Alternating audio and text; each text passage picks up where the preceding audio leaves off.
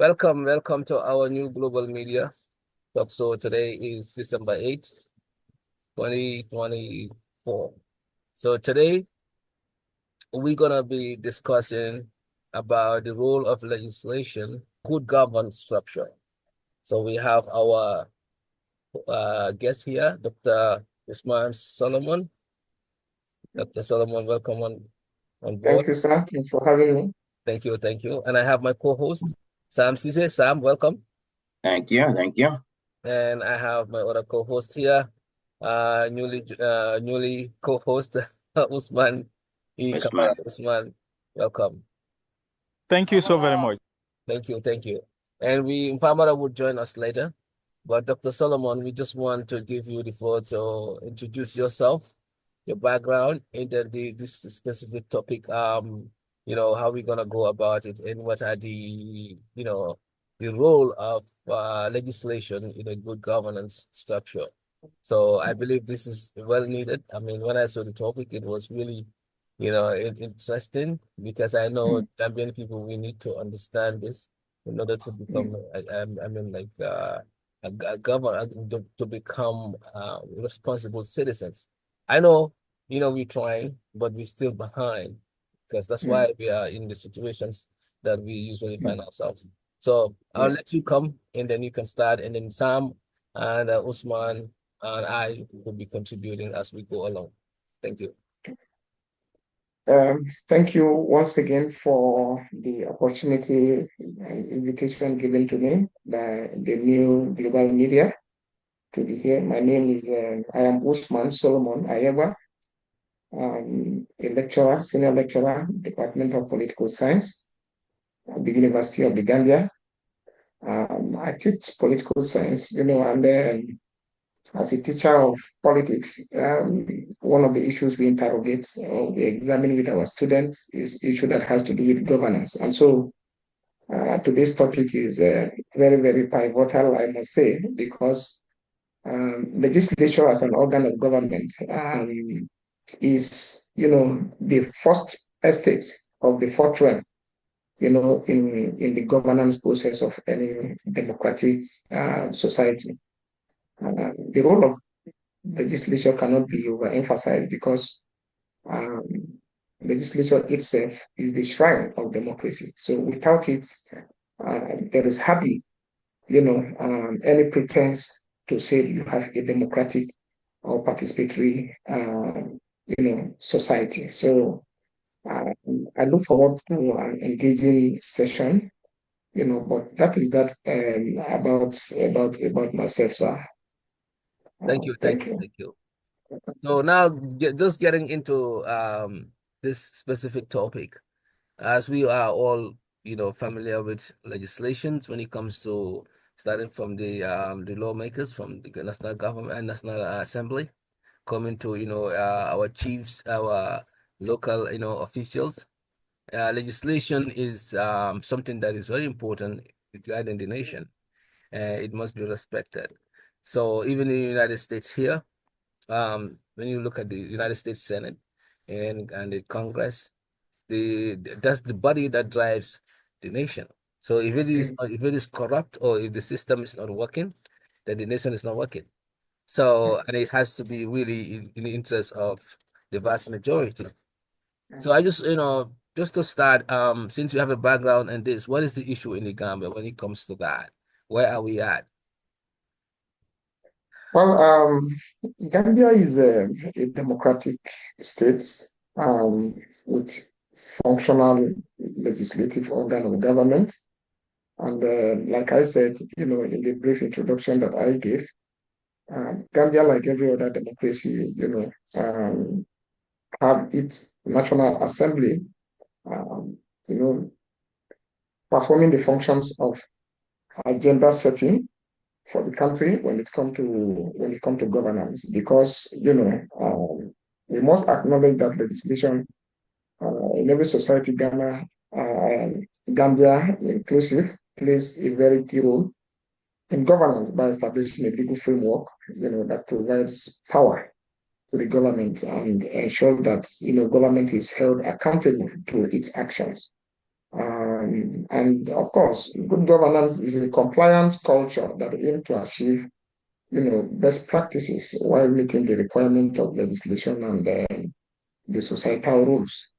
In the Gambia, the National Assembly has, in my own view, has played that role as the representative organ of government of the people of the Gambia.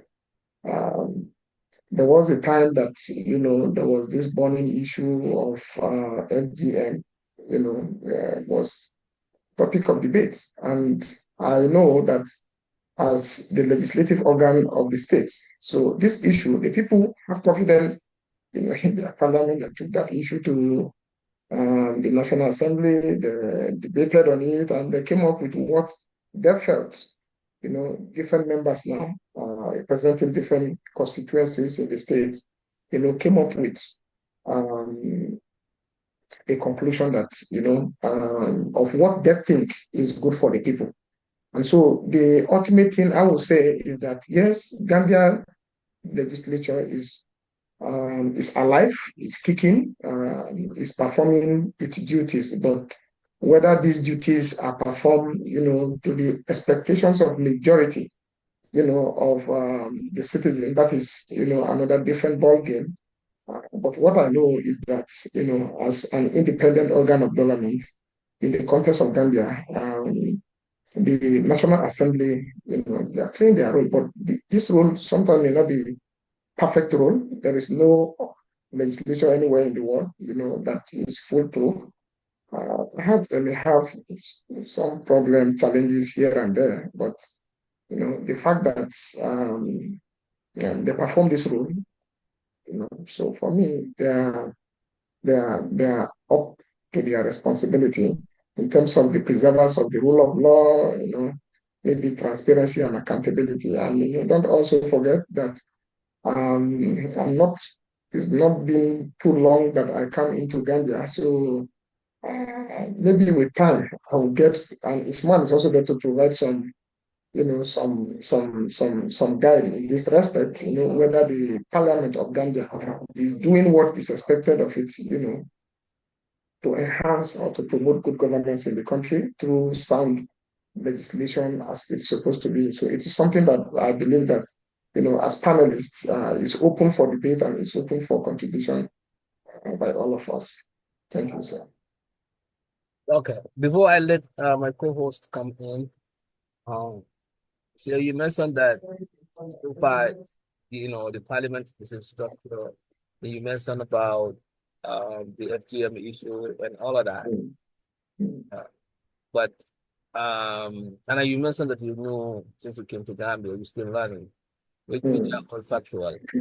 But if you look at, carefully look at the the structure, the way the parliaments they carry out their duties in terms of during certain debates. Sometimes we see polarization in terms of party line. They make decision, behind the scene. So even something reasonable, some parliamentarians could go against it.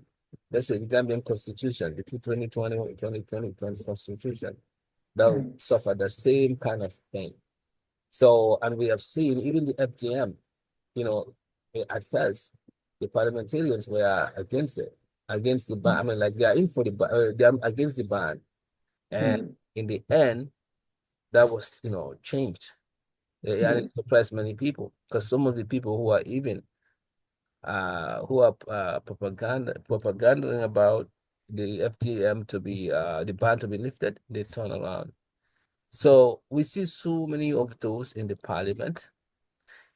So that could either be maybe the parliament is politically infiltrated, or that could be that the parliamentarians don't know their role, and then also they don't know what they represent. They need good. They need to be re-educated, or they need some structural coursework to understand, to give them the insight of what they represent and how much power they have, and why they shouldn't be partial, why they should be impartial. So this has been noted because we come to the media here and we also are in social media. We've seen a lot of comments, a lot of backlashing on the parliamentarians based on the decisions they make on certain things. So I think this is something that probably we can get your thoughts on what needed to be done so that they can be impartial, they can be there for the representation of the people instead of voting on important matters based on party line or individual self-interest.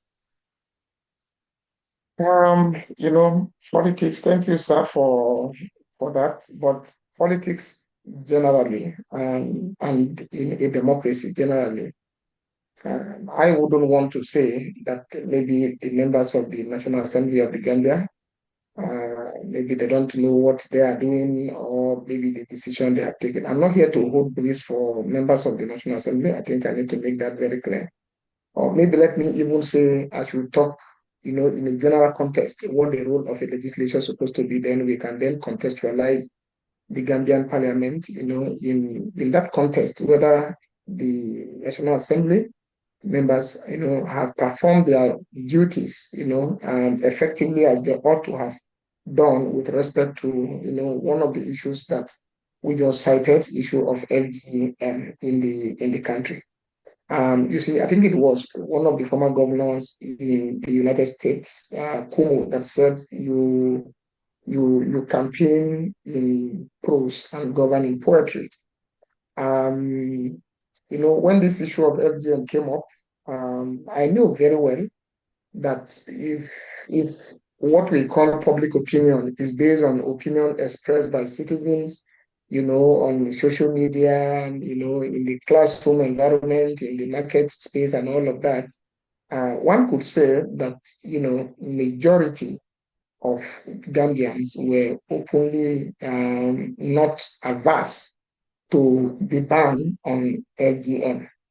But in politics and in reality, sometimes it is difficult, in the context of African society, to measure what public opinion really is. Maybe in advanced democracies like the United States, where you are, a poll can be conducted, to gauge what the opinion of citizens with respect to, public policy, of government or issues of public importance is. But Africa, in most African society, that is lacking. And so because of that, we cannot most of the time rely on what people say, because the question is, if you want to be objective, how do you determine that what you come across on the social media is the majority or is the popular opinion? How popular is that opinion? So it's one of the problems we have in Africa. For example, those who say they wanted, the ban lifted on FGM practice in Gambia because it has to do with the culture of the people. How do we determine whether the voice or the opinion, that we had, saying that the ban should be lifted constitutes majority of public opinion in the Gambia? It becomes very difficult.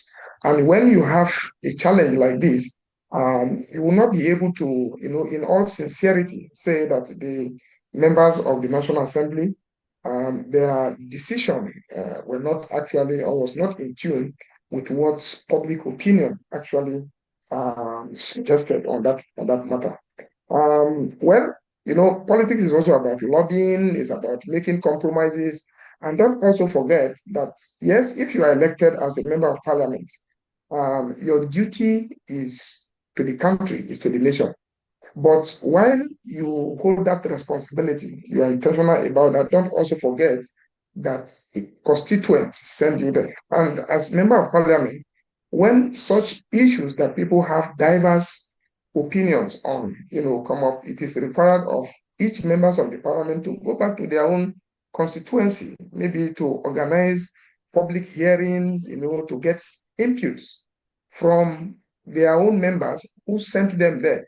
It is on the basis of what your constituents said that will determine your position that you are going to have, in parliament, with respect to whether the FGM ban should be lifted or it should be allowed, status quo should be maintained. So I don't have, that information, whether members of parliament of the Gambia, have done that by going back to their respective constituency or offices, or organize public hearings in their various, constituency to actually get the inputs of those who sent them there, and whether that was what informed their opinion, that information I don't have. But I believe that in a supposed democracy, in a supposed constitutional democracy, that is what members of parliament are supposed to do. And because we don't have that information, whether they have done that, it becomes very, very difficult, because if I say they have taken that decision without knowing what they are doing, or they did not consult their people, or their decision did not reflect the opinion of majority of the citizens of the Gambia, I will not be fair. I will not be fair to them, and it is not something that a political science teacher should come, using the media platform that everybody's listening to, because people will say, oh, what are your facts? Where do you get this fact from? Who tells you that we never organize this public hearing? So maybe people like Usman Camara, since he has been more on ground and some of these things, maybe from his own constituency where he comes from, maybe he should make intervention, whether his representative in the National Assembly ever come back to his constituency to engage the people, with respect to what their opinion, were with regard to that policy of public importance to the Gambia. So otherwise, politics is about compromises, and sometimes, as elected leaders, we have confidence in them. We want to assume that the Gambians, ordinary citizens of Gambia have confidence in their leaders.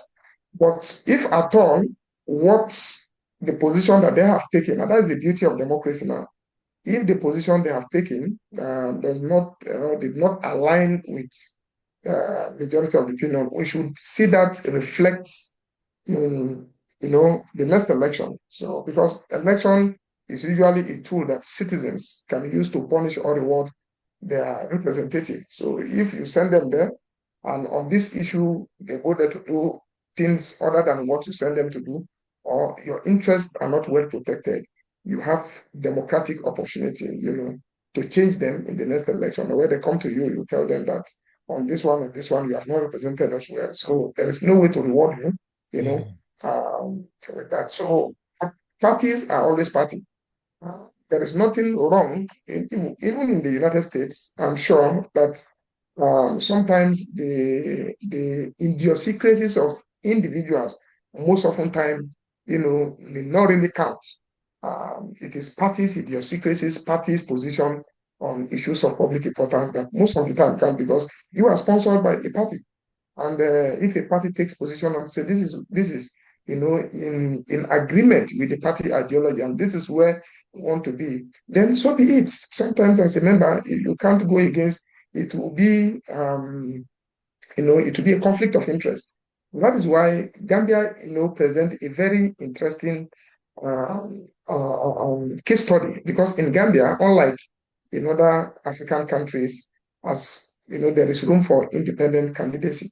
So if you feel you don't want to be ensnared by the politics of party, internal politics of party having to guide you on the bills to support and the bills not to support, then if you think you are popular, I think you should run on your own credibility and popularity, rather than running on party, because it will be considered as anti-party for you to go and be taking position that is not in consonance with the party policies and ideology. So that is what I can say as to whether members of the Gambian National Assembly, has performed their role effectively or not, vis-a-vis what the public opinion was on that day.